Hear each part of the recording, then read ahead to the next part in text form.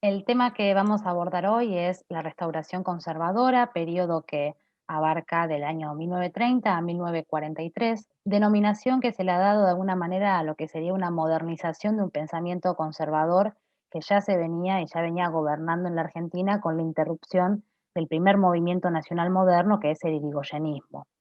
De alguna manera, esta idea de gobierno de pocos, esta idea oligárquica en la política, es lo que se viene a instalar en este periodo. Eh, Sabemos que el año 30 comienza con un golpe militar, el 6 de septiembre del año 30, el golpe militar que se le hace al presidente Hipólito Yrigoyen, hombre que había modernizado el sistema político, social y económico de la Argentina, fundando el movimiento radical.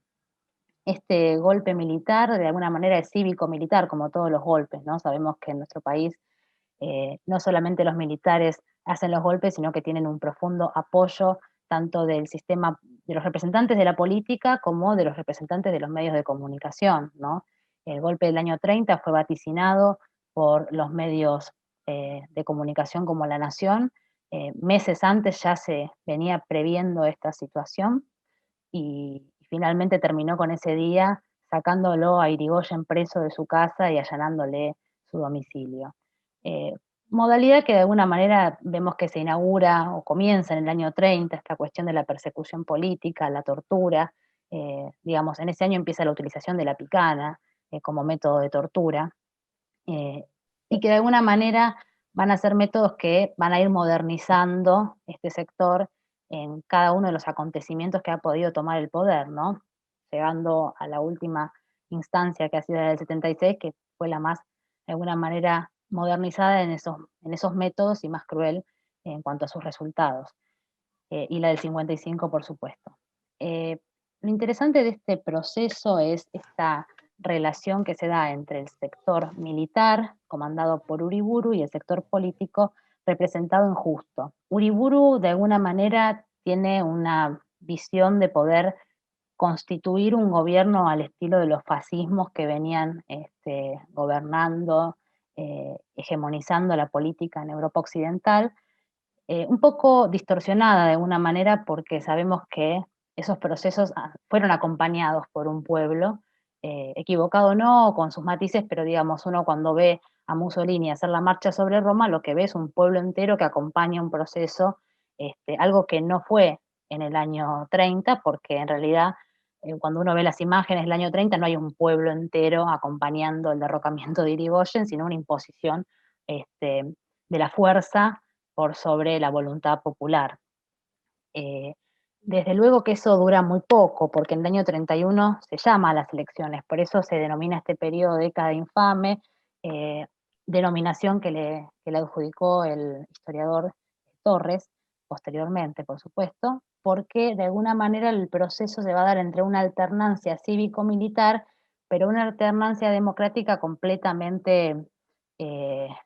fraudulenta, completamente mentirosa y que de alguna manera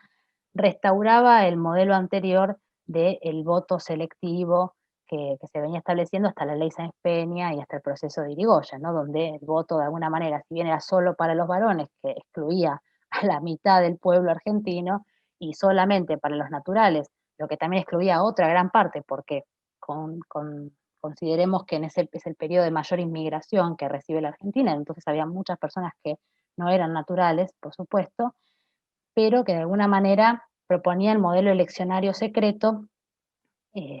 que en este momento ya va a haber un fraude permanente en todas las elecciones y todos los intentos de organización política por fuera de este sector que hegemoniza quedan completamente abortados por la represión y por el fraude electoral. En términos políticos, esto genera un cimbronazo dentro del movimiento nacional, que hasta ese entonces era representado por el radicalismo principalmente y por sectores del socialismo que de alguna manera participaban de las elecciones. Los sectores comunistas estaban más apartados de esto y otros sectores democráticos, demócratas progresistas o demócratas cristianos, o el mismo la Alianza Civil que establece Lisandro de la Torre, personaje importante de este periodo, eh, estos sectores de alguna manera van a quedar enfrentados y va a terminar hegemonizando los antipersonalistas. que es algo que de alguna forma nosotros venimos viendo a lo largo de nuestra historia moderna, esta cuestión de criticar los procesos populares por el líder que los representa. Es decir, bueno, es un personalista, es un caudillo, maneja las masas, ¿no? De alguna manera, esto lo vamos a ver cuando se habla del populismo despectivamente hacia el proceso del peronismo, ¿no? Bueno, en realidad el problema es Perón. Entonces, bueno, acá el problema era Irigoyen. Irigoyen queda marginado completamente de la política y la Unión Cívica Radical dividida entre estos dos sectores, los personalistas y antipersonalistas. Estos antipersonalistas son los que va a comandar Justo en alianza permanente, directa y casi en cogobierno con los sectores militares, sobre todo estos sectores liberales y nacionalistas que van a ser los que gobiernen. En el 31 Justo gana, podríamos decir entre muchas comillas, las elecciones y empieza ese proceso de restauración de una manera institucional que había frenado Uriburu en el 30. Convengamos que Uriburu cierra el Congreso de la Nación, un aspecto que por eso se lo vincula con los procesos fascistas, ¿no? Por esta cuestión de la anulación de las instituciones, y en el 31 eso de alguna forma se reactiva, este, porque bueno, aparece este sector civil a gobernar la Argentina. Nosotros tenemos que en este periodo también sucede algo que quedó como un hito de nuestra historia y de la colonialidad, de la neocolonialidad, que es el pacto Roca-Runciman, ¿no? En los aspectos económicos, donde por supuesto la Argentina firma un pacto de exportación completamente injusto con las compañías británicas eh, que compran la carne argentina y los cereales. Este proceso es, por supuesto, denunciado por este personaje que mencionaba, por Lisandro de la Torre, provocando el asesinato en el Senado de su asesor Bernabé. En materia económica, uno ve que en este proceso, este periodo, se desarrolla el principio de la industrialización, ¿no? Una industrialización muy primaria, convengamos, porque la industrialización real, más de segunda y tercera línea, va a darse en el proceso del peronismo. Pero de alguna forma, las circunstancias de la posguerra, de la Primera Guerra Mundial, lo que es la Gran Depresión del año 29, que destroza la economía tal cual se había conformado del capitalismo norteamericano, la caída del dólar, la depresión de la bolsa y demás, lo que provoca es un gran conflicto en términos de importación. De alguna forma, las empresas les es más conveniente instalarse en los lugares que pueden vender y producir que sostener el tema de las importaciones por el problema de la moneda. Esto lo que va a provocar es que la industria va a desarrollarse, los trabajadores agrícolas, ganaderos van a empezar a realizar un éxodo del campo a la ciudad y se van a crear un principio del movimiento obrero un poco más organizado del que se venía desarrollando. De todos modos, en nuestro país hay antecedentes del movimiento obrero desde finales del siglo XIX, digamos. Convengamos que ya se habían desarrollado una serie de conflictos y de principios organizativos muy vinculados a las ideas que de alguna manera venían de Europa, ¿no? El anarquismo, el socialismo y el comunismo, pero el fenómeno más fuerte que se da en este periodo es la aparición de una nueva corriente que es el sindicalismo.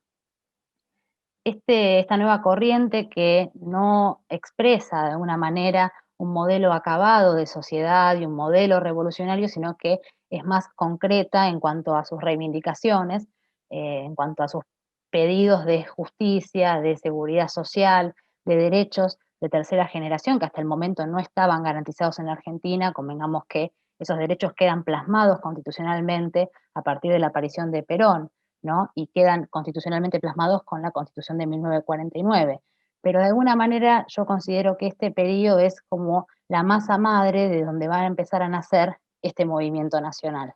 Este nuevo movimiento nacional que ya no solamente está abocado a las cuestiones de democracia política y de participación y de reconocimiento de derechos civiles, sino que incorpora estos derechos económicos, sociales y de justicia que hasta el momento no estaban expresados. Si bien sabemos que la injusticia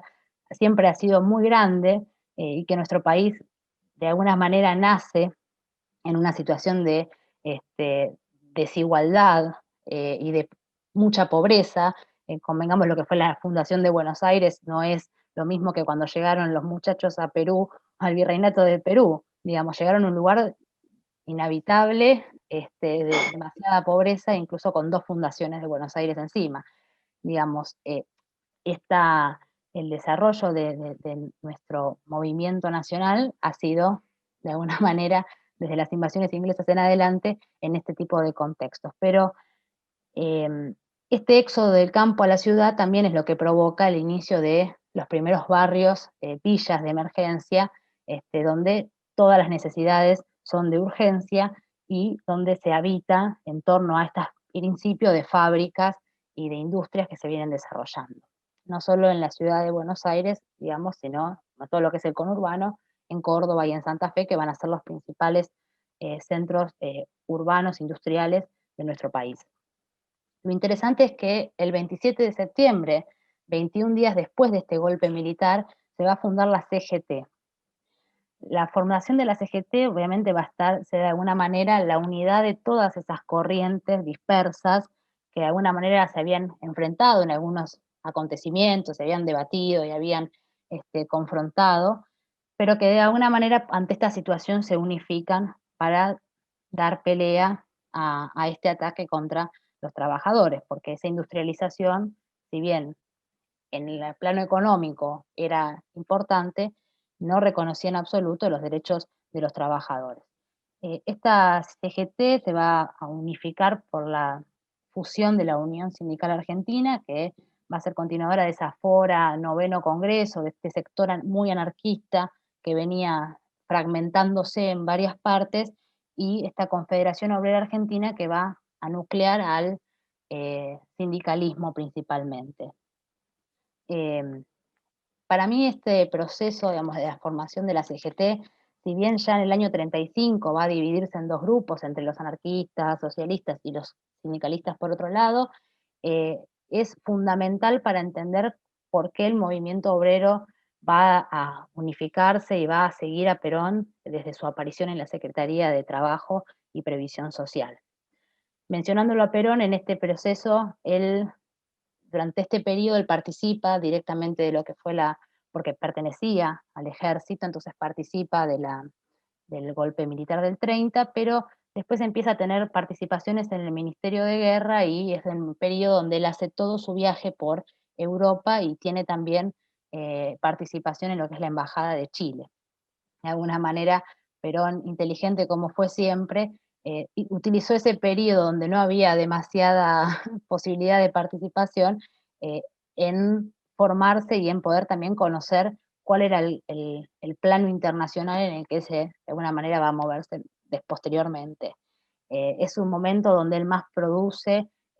sus principales libros sobre estrategia militar y donde él recorre toda la Patagonia, que hasta el momento era un territorio completamente inhóspito y desierto, y él empieza a recorrer los lugares más profundos de nuestro territorio.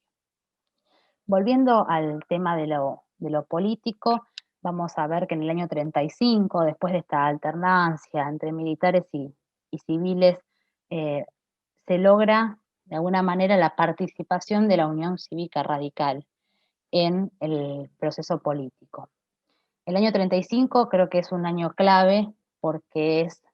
donde se produce la fractura entre esta Unión Cívica Radical, que hasta el momento no había participado directamente del proceso político, entre los alvearistas, que de alguna manera eh, negocian o se incorporan a las elecciones fraudulentas, y otro sector que decide no participar y que decide no intervenir, que es Forja, ¿no? Es un grupo de jóvenes que denuncia que en el año 35 el radicalismo ha perdido su sentido, ha perdido su rumbo, ha perdido los principios esenciales que los venía sosteniendo de soberanía, de igualdad y sobre todo de democracia, que con este proceso abandonan estos principios nacionales. Hay otro grupo también que no es muy conocido en este proceso, que es el grupo que nuclea a la revista Hechos e Ideas, porque de alguna forma estos políticos tienen una beta intelectual bastante importante. Veamos que los hombres que participan de Forja, todos escribieron y dejaron testimonio de sus ideas y obras fundamentales que hasta hoy, digamos, las consultamos, ¿no? Como Scalabrini Ortiz o Jaureche, son hombres fundamentales de nuestro pensamiento nacional. Yo creo que en ese periodo de esos grupos van a salir los principales ministros, senadores que va a tener el peronismo posteriormente. Digamos, es como la usina donde se piensa y se proyecta la nueva Argentina, ¿no? Ellos decían, somos una Argentina colonia, queremos ser una Argentina libre, y expresan todo el sistema de colonialidad que se venía sosteniendo a este Estado moderno, un poco rengo, que se tenía.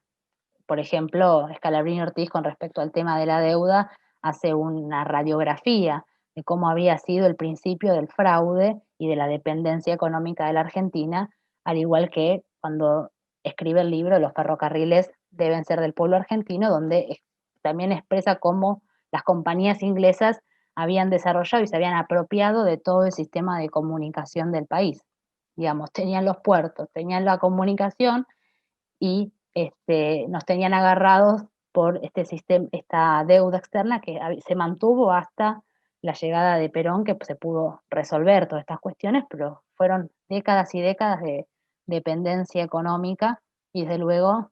si es dependencia económica, hay dependencia política también porque está completamente condicionada y dependencia cultural.